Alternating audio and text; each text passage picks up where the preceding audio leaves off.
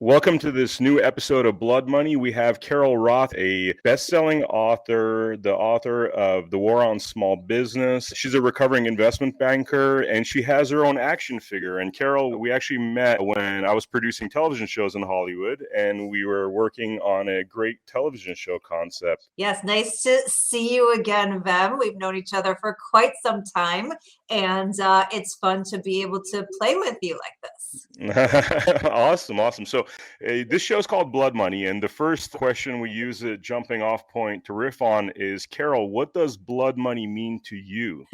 Well, fortunately, I don't have a lot of personal experience with blood money. I often think of it in the context of money that is paid by a killer or a group to the family or the group of somebody who's been killed as sort of a here's some money for what's happened to you. Obviously, almost insulting, like, here's some money to go away, even though we've taken something precious from you.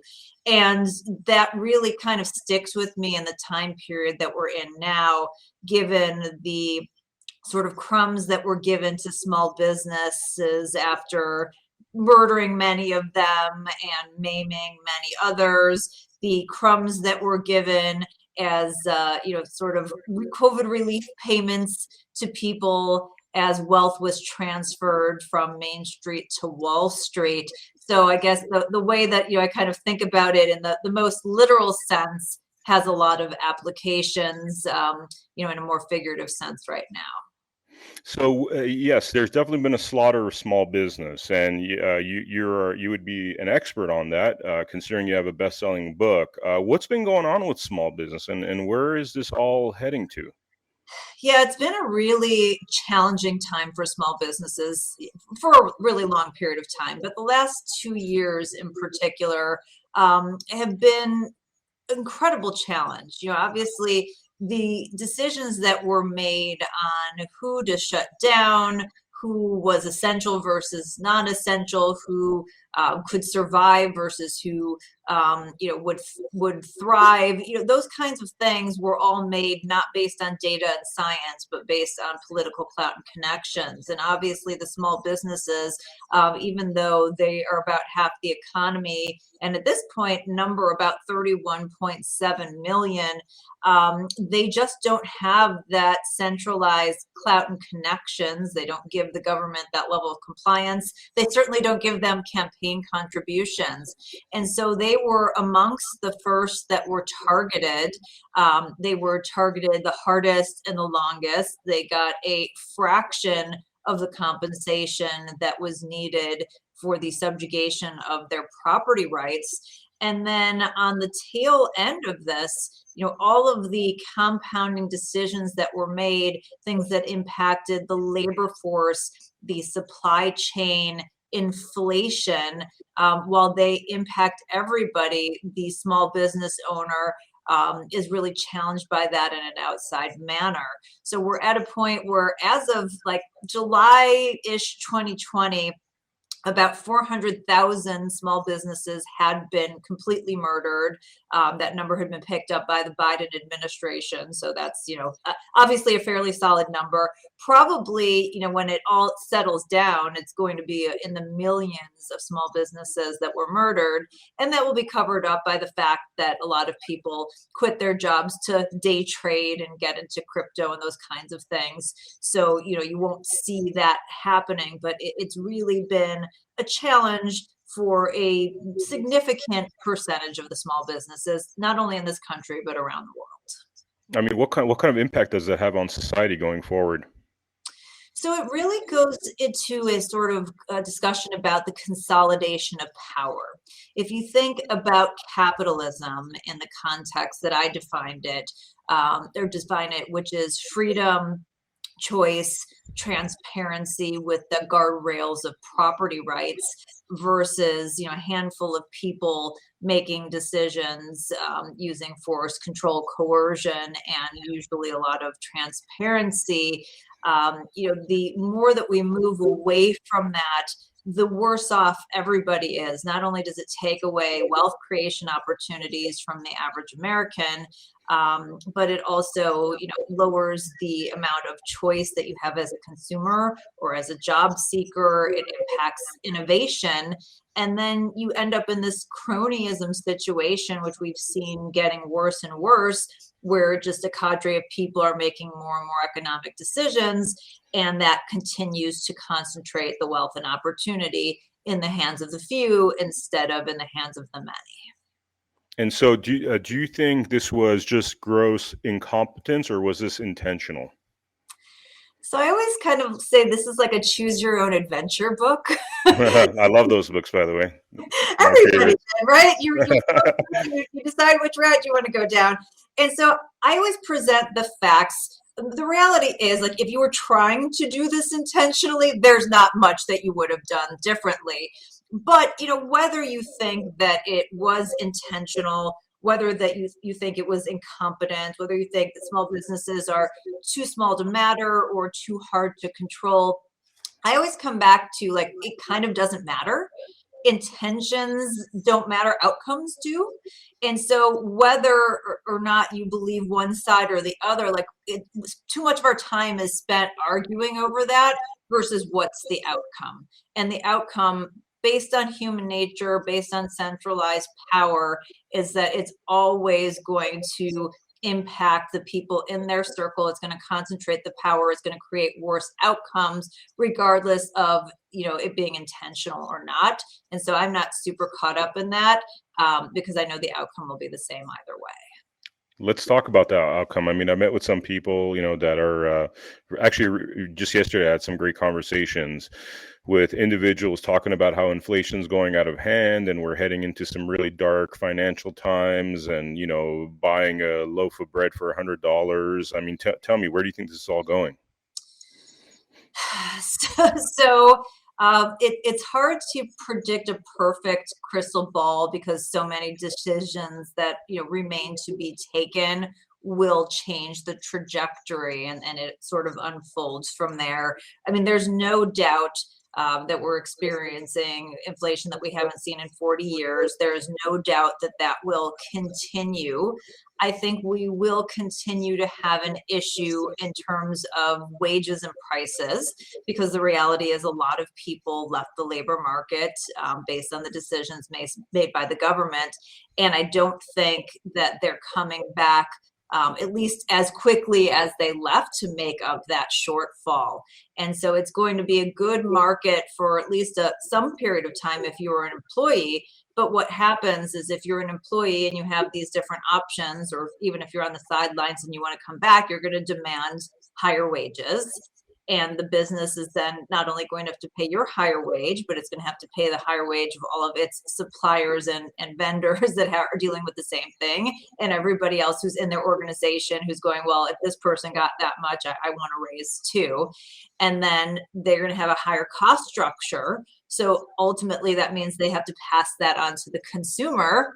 And then the consumer goes, well, I don't have enough money. I need higher wages. And it's this thing that is called in economics a wage price spiral. And so I think that is something that's potentially quite likely to happen.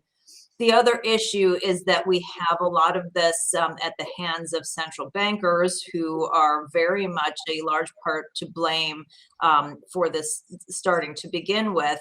And the idea that they can bring us in for what's called a soft landing, that they're going to time this just perfectly, and they're going to raise interest rates, and it's not going to, slow down the economy or put us into a recession or have all these other ripple effects, is pretty faulty thinking, because the Federal Reserve hasn't been able to forecast their way out of a paper bag ever.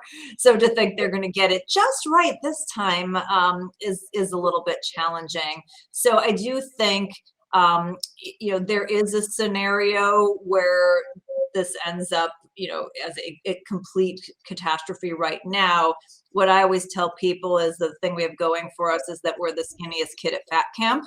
So we're not the only ones who've done this. Central banks around the world have done this. We still today remain the world reserve currency. Even though in a way many of our enemies are rooting for us to fail or trying to assimilate in a way that creates this global structure.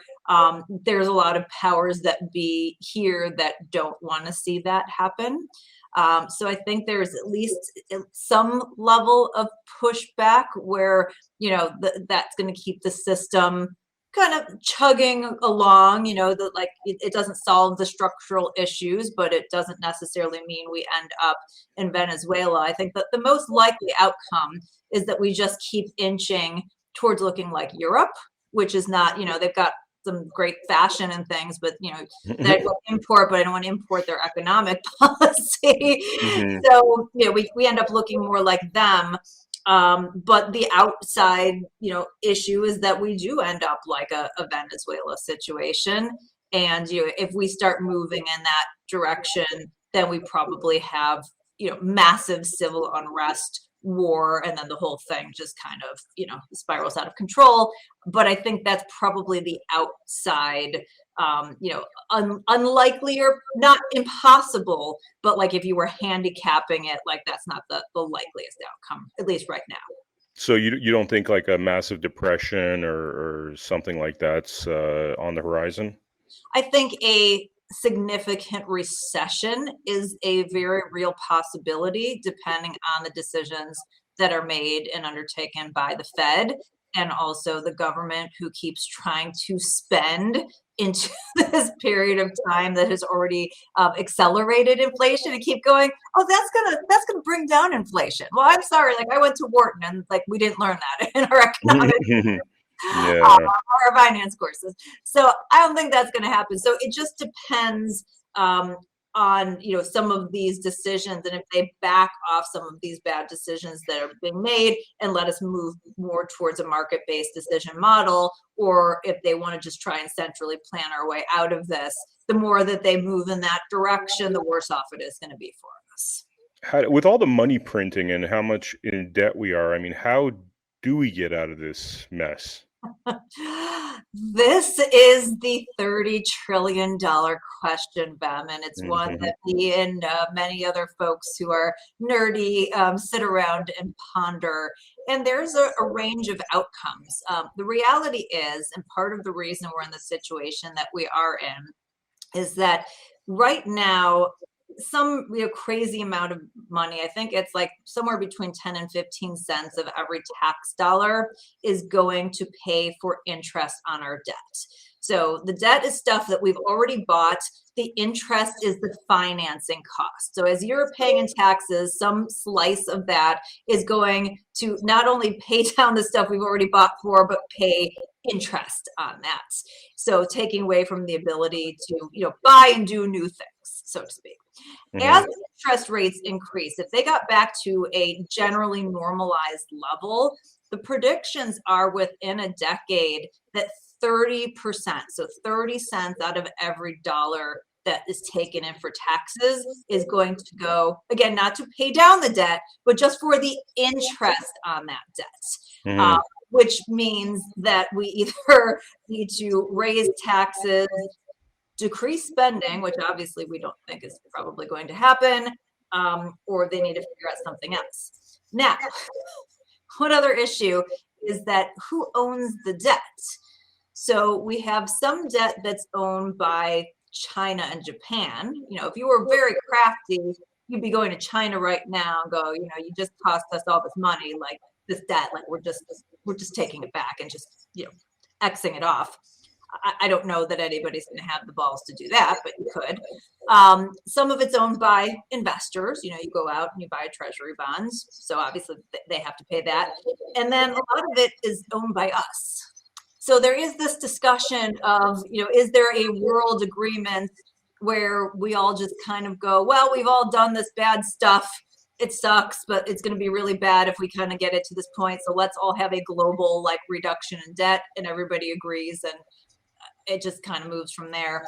So I don't know, but there are, implications of that, your continued money printing, the move towards a potential digital dollar by the Fed, and all of these things that really could destroy the value of our currency, which is why it's really important for people to own assets that appreciate in value and not just hold money in cash. Let's talk about some of those assets. Like as a business consultant, what advice would you give to people at this, in this day and age in terms of trying to protect themselves against future depression? Yeah, so obviously this is not financial advice. I have to say that, or else I get sanctioned by the SEC. So talk to your financial Opinion. You're advisor. giving me opinions. But just a general tenet is that wealth is created by how you invest and by having ownership. We always heard the word equity in this kind of like creating the same outcomes for everybody. But like financial people, we talk about equity as ownership. Right, ownership of assets and valuable assets, and so that's the equity I want people to focus on, is to own things. So there are a number of ways you can do that. Certainly, land and homes is one way to do it, whether it's your own or renting it out, to other people, which has its own issues in this day and age. I'm not going to say any of this is easy, but we need to start somewhere. Building your own business where you have value that you've created. Again, more challenging today. They're really trying to make all this very challenging for you. It's so important. Owning an equity stake in somebody else's business. So if you are a job seeker, if you're an employee right now, it is the time you have probably the most leverage that you'll ever have in your lifetime. And so trying to find a job where you can get stock options, or you can get an equity share, or at a minimum, they match your 401k so that you're participating either in the business that you're helping to build, or at least into the greater stock market. And again, just investing in the types of stocks that you think are solid business models and have values that align with you and you think are still going to be around and kicking 10, 15 years from now. So those are the kinds of things that you can do. That's what the wealthy people are doing. And so you can't beat them, join. Okay, I've talked to some people that are obviously looking at the really like severe doomsday scenarios, and they're investing in things like middle of nowhere farms, and they got their own wells and able to grow their own food because they think the shit's really going to hit the fan. But what do you think about that? So I am a preparation person, right? Fail to prepare, prepare to fail. And so I always think it's a good idea. If stuff really goes down, guns and ammunition are always going to have value in a trading scenario. Having seeds and the ability to grow your own food. Access to water is something that's going to be, I think, important in our lifetimes. You have a lot of wealthy people who are investing in land rights that have water rights underneath them. That's always a head scratcher. So I would be thinking about that. But again, I think that's like the contingency plan. I don't think it's the main plan. And so it's something that is prudent to do and to be thinking through and to have that in case of emergency, but you don't want to live your life as an emergency, I guess is the best way to say it. And then there's also alternative assets. I know a lot of people are into, commodities, crypto, all these kinds of things. And again, talk to your financial advisor. I feel like alternatives are an important part of a diversified portfolio, and diversification is important because if one thing goes south, you haven't sort of killed the whole portfolio. But you have to treat them as alternatives. Because that's just the risk level that you're taking on, and obviously the amount of alternatives depends on your own risk profile and age and all those other factors. If you were in government and you had all the power in the world, I mean, what would you do to save us from the worst? Like, what are the actionable steps that's, smart politicians, and I use that in quotation marks, would have to enact in order for us to be saved from the worst scenarios?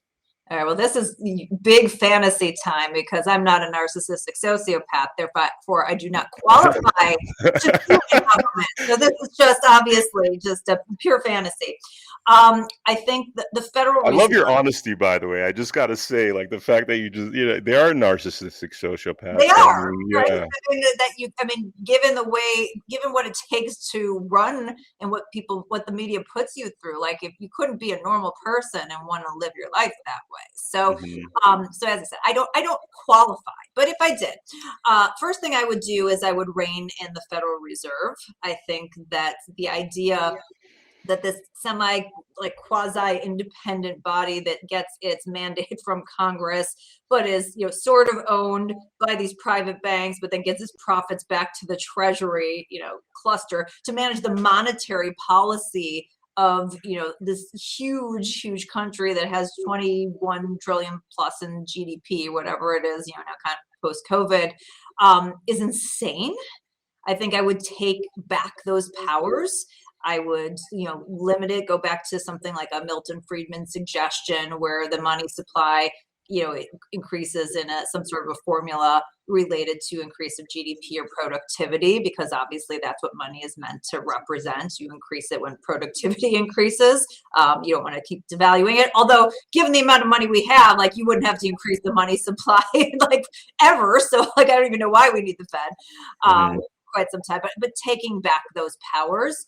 And then that goes hand in hand with, basically burning down the federal government and returning most of the powers to the states, and getting back to, what it is that the government should be doing, which is the protection of individual rights, and not doing all of these like crazy transfer payments and whatnot. So I would spend more time empowering people, and it doesn't mean that you have to even ditch all of the programs. I mean, Social Security could be restructured to like a provident fund, kind of like they do in Singapore, where it's either compulsory or you opt out of it, but at least you own the money and you can invest it in a way that you see fit. So even if the government feels like you need to force people to save for the future, you can still do it in a way where you actually own something and you're getting a return, rather than giving it to the government who like uses it in a Ponzi scheme mechanism, which, by the way, is actually really what happens. This isn't just talking points, and I don't want anyone coming back on me on that one, because that's literally what it is. A Ponzi scheme, a big time Ponzi scheme, which never works out. No, I mean, by definition. Scheme, yeah, I know you got. So, I mean, I'm sure there was a lot of, we didn't just get here overnight. There was a lot of historical mistakes that were made in government, bad policy. What were the historical mistakes? I mean, literally starting from the inception of this country, that you think have led us to this juncture where we're even having these conversations? Okay, so just to be fair, I'm not a historian. I am a common sense money person, and even there, I'm more of a lay person, like the people's economist. I'm not like, oh well, let me tell you what Ludwig van Mises said on this page, that kind of thing. Although I have studied all of them. I think obviously the creation of the Federal Reserve was a mistake, but it really kind of went off the rails in a couple different points in time. Greenspan opened the door when we had that big crash back in the late 80s, and said we're going to be here to support the markets. That was kind of the first time the Fed like overstepped its bounds.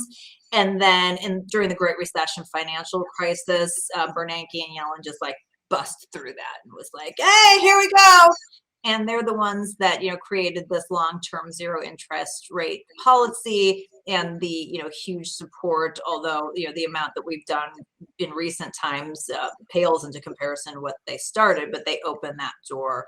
So from a sound money standpoint, that's one piece. It also ties into going off the gold standard, which the speculation is that we were cheating.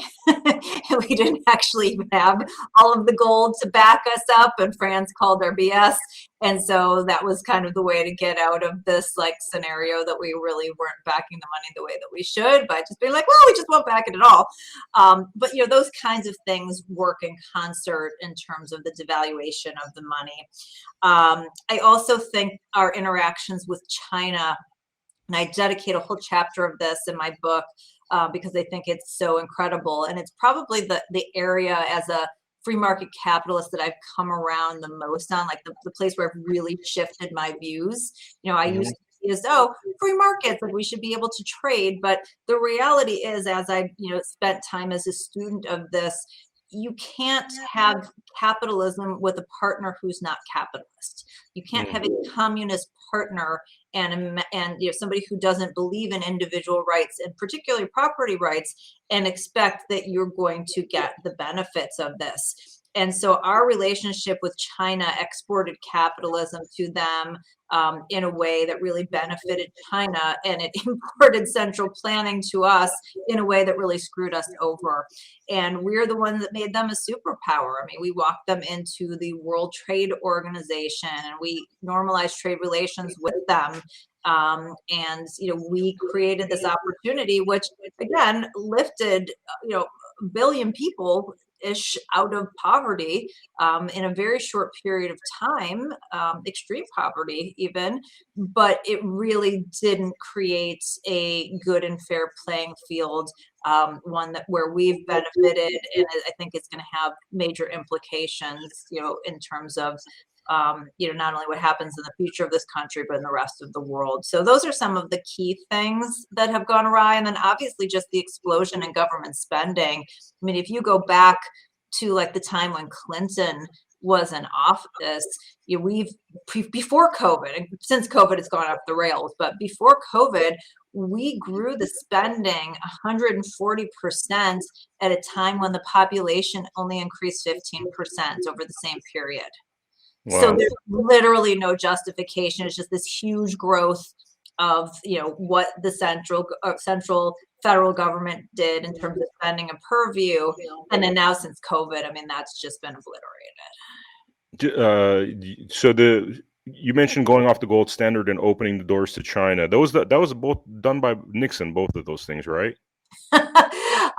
So the Nixon was the going off the gold standard, yes, and the normalization of trade relations. Nixon kind of opened the door, I think, to like those discussions, but really it was kind of a slow build. And then the one who really like sealed the fate was Clinton, actually. Bill Clinton. Wow. Yeah, so it was like kind of in that period of time. So this is not a partisan thing. Like everybody who's in big governments has played a role in where we are today. And obviously they have sort of different minds, and the parties look very different today than they did even 20 or 30 years ago. But, big governments at the end of the day, one party is super honest about the fact that like we're going in and we're going to try and make it more central. The other one lies and says we're not until they get in power and then they spend. So, I don't know. They both suck. It sounds like limiting the powers of the federal government and letting the states almost be their own republics in a way, like might be a positive step forward. It's huge. I mean, think about how stupid the whole thing is. So we pay taxes to the federal government, who then has like, their own game show and then decides how much they're giving back to each state and these programs like for the benefit. Like I could just give it to my state without the middleman, without the dance, and then I don't have to worry about like, who the hell's getting elected to Senate in Georgia, which shouldn't concern me anyway. So going back to the original structure, to this constitutional republic, I think is the direction I'd like to see, it go, and really how we were formed. And we're the only country in the world that was founded on this principle. And it just pisses me off so much that there's all of these examples of what they're trying to create elsewhere. So it's like, if you like these other examples, there's so many, like, don't screw up the one unique example in the world. Just let us have it. Yeah. And that's the hard part. That's the hard part. Yeah, I was talking to some people about, like, for example, Nevada apparently has really like a lot of gold reserves, and but nonetheless the government, federal government keeps getting involved, and so the conversation seems to be going towards the states, seizing a lot more control in all of this, and whatever shakes up over the next few years, a lot of people seem to want that outcome, which brings me to this cool little thing. Let me show you this. So this over here, you see that? Yeah, what is that? So basically, some of the folks I was hanging out with yesterday are really fearful that the dollar. Oh, it's upside. Did I have it upside down? I guess it's supposed to be like this, right? Oh, that What it looks is, it's it's good. it's an actual gold note. Hmm. So some folks that are really worried that the dollar is going to be devalued, and we're looking at $100 for a loaf of bread, have started totally legally. By the way, this isn't like some kind of counterfeit thing or conflicting with the idea of dollars, but this is actually gold plated. So this is a gold dollar that they've merged together with some kind of plastic thing. It's got its own patent pending, and the idea is that this currency will hold its value, and should things go bad, you could actually use this to buy a loaf of bread for $1. If the bread is $1, the If bread's the bread is probably going to be $300. So you're going to carry your stack of notes this big to go buy your bread. yeah. I think that the gist of this though is that since it's gold, it won't or it's like, what is it, 1/1000th of 24 karat gold, it would actually hold its value in those times. You know what holds its value in those times, Ben? Guns, bullets, Guns. water. Guns, bullets, seeds, water. Yeah, totally. I love the way you think. It's just, it's very pragmatic, and it's honest. It's honest in this day and age. Last question. Let's talk about free crack pipes. Yes, What's amazing. what's going on War on there? drugs. It's going fantastic. It's come full circle that the war on drugs is going so well that now they're going to use federal funds to give out free crack pipes. I feel like that's an excellent use of our tax dollars. And Dana Lash, who's a good friend of mine, is absolutely hilarious, was like, okay, so let me get this straight. Like, if you give a crack pipe to somebody else, it's illegal, but the government can take your money and give it to somebody, and it's totally legal. Like, I just think the whole thing doesn't make any sense. Hilarious, for the very satirical reasons coming out of the Biden administration, given the fact that he was the one who put in place all of these very harsh penalties for drugs, and the fact that his son is, a known addict. Um, Hmm. and there's just all these things, like it's just almost like too satirical to even make fun of at this point in time. I mean, what is the logic there? I don't understand. It doesn't make sense. Is it really $30 million worth of crack pipes that they want to give out? That's what the reports that I've seen, which means if they're reporting that, it's probably more than that, right? They always Hmm. undercut the numbers. Hmm. The idea, I think, did you ever see The Wire? Yeah. Okay, right, great show. So you remember Amsterdam? Season 2, yeah, my Yeah, favorite so season. Yeah. Amsterdam is this part of the city where they're like, it's easier for us to control the drugs if we just say, here's the zone where you can freely trade it. We're going to give you clean needles so that you're not using dirty needles. And we're going to say this isn't a good thing, but we're going to try to at least control it and put some parameters around it. And I kind of think that's the intention. I think the intention is an Amsterdam thing, oh, well, they're using, and again, this is not my area of expertise. Crack is, I don't even drink alcohol, Advil, this is not my area of expertise. But I think the idea is, if from doing drugs, these people are experiencing and getting all of these other illnesses, which are then putting them in hospitals and creating more dollars, that maybe this is it. But again, this is the way government solved problems, instead of being okay, well, how do we address the root of the addiction problems and create longer lasting solutions. So I do, with all the jokes aside, my guess is that it came from this Amsterdam good place, let's try to at least stem part of the problem, but it's again a little bit farcical. It's a parody, yeah, Yeah. ridiculous. Carol, thank you so much. This has been awesome. It's always a great conversation with you. And yeah, I look forward to hopefully speaking in the future, and maybe we could create some awesome TV shows. That's what I'm And counting on, Vam. That's what I'm counting on. As everybody knows, everyone I talk to, I really want to be a game show host. It's all I want at this point. That's the one thing I haven't done that I really want to do. So we got to get cracking on that. But thank you for being on Blood Money. My pleasure.